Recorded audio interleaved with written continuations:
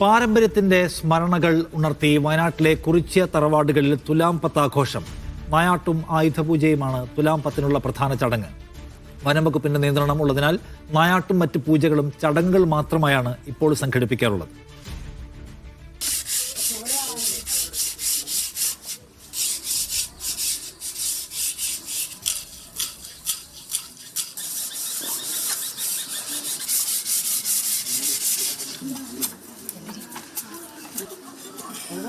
പഴശ്ശിയുടെ പടയാളികളായ കുറിച്യരുടെ പോരാട്ടത്തിന്റെയും നായാട്ടിന്റെയും ഓർമ്മയിലാണ് കുറിച്യ തറവാടുകളിൽ തുലാം പത്ത് ആഘോഷമായി നടക്കുന്നത്.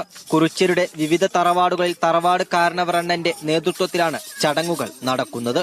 കൃഷിയിടങ്ങളിലേക്ക് വന്യജീവികളൊക്കെ ഇറങ്ങി വന്യജീവികൾ കൃഷി നശിപ്പിക്കുന്നതിന് പണ്ടുകാലം മുതലേ രാജഭരണകാലത്ത് തന്നെ അതിനൊരു നിശ്ചിത കാലയളവിൽ കൃഷിയിടത്ത് നിന്ന് ആട്ടി ഓടിക്കുന്ന ഒരു രീതി ആചാരപരമായിട്ടും അതൊരു സമൂഹത്തിന്റെ ഒരു കൃഷിന്റെ ഒരു കെട്ടുറപ്പിന് വേണ്ടിയിട്ട് കാലാകാലങ്ങളായി നടന്നുകൊണ്ടിരിക്കുന്നതാണ്.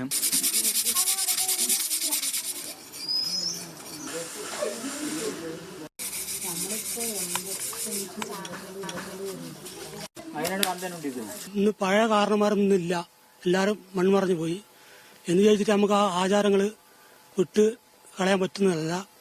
അതുകൊണ്ട് തന്നെ തുലാപ്പത്ത് ഇന്നും നല്ല രീതിയിൽ തന്നെ ആചരിച്ചു പോരുന്നുണ്ട്. ഈ ആയുധം ഉപയോഗിച്ചിട്ടാണ് പണ്ട് ബ്രിട്ടീഷുകാരെ വയനാട്ടിൽ നിന്ന് തന്നെ തുരത്താൻ ഞങ്ങളെ ഈ അമ്പും ബില്ലാണ് ഞങ്ങളെ സഹായിച്ചത്. അതുകൊണ്ട് ഇന്നും ആ ആചാരങ്ങൾ നിലനിർത്തി പോവുകയാണ്. തുലാം പത്ത് വയനാട്ടിലെ കുറിച്യർക്ക് നായാട്ടിന്റെയും പോരാട്ട വീര്യത്തിന്റെയും ദിവസം കൂടിയാണ്. ഈ ദിവസം കുറിച്യ തറവാടുകളിൽ എല്ലാ കുടുംബാംഗങ്ങളും തങ്ങളുടെ ആചാരത്തിനും അനുഷ്ഠാനത്തിനും വേണ്ടി ഒത്തുകൂടും. മാറിയ കാലത്തും തങ്ങളുടെ ആചാരങ്ങളും അനുഷ്ഠാനങ്ങളും മറക്കാൻ കുറിച്യർക്ക് കഴിയില്ല. തുലാം പത്തിനാണ് ഞങ്ങളുടെ ആചാരങ്ങൾ വില്ല് അമ്പ് എടുത്തിട്ടുള്ള ആചാരങ്ങൾ ഞങ്ങൾ നടത്തി വരുന്നത്. ഇപ്പൊ വേട്ടയാടി വരുന്ന ഒരു നൂറ്റാണ്ട് കാലം മുതലേ വേട്ടയാടി വരുന്ന കാലങ്ങളുണ്ട്. ഇപ്പോഴും ഞങ്ങൾ ആ പഴയ കാരണന്മാര് നടത്തി വരുന്ന ആചാരങ്ങൾ ഞങ്ങൾ ഇപ്പോഴുള്ള മക്കള് നടത്തി വരുന്നുണ്ട്.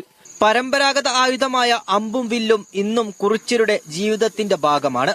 വർഷത്തിലൊരിക്കലാണ് ആയുധങ്ങൾ പൂജിച്ചെടുക്കുന്നത്. ചീകി മിനുക്കിയെടുത്ത ഇല്ലിയും ഓടയും കൊണ്ടുണ്ടാക്കിയ മുട്ടും കൂർത്ത മുനയുള്ള അമ്പുകളുമാണ് ആയുധങ്ങളായി ഇവർ ഉണ്ടാക്കുന്നത്.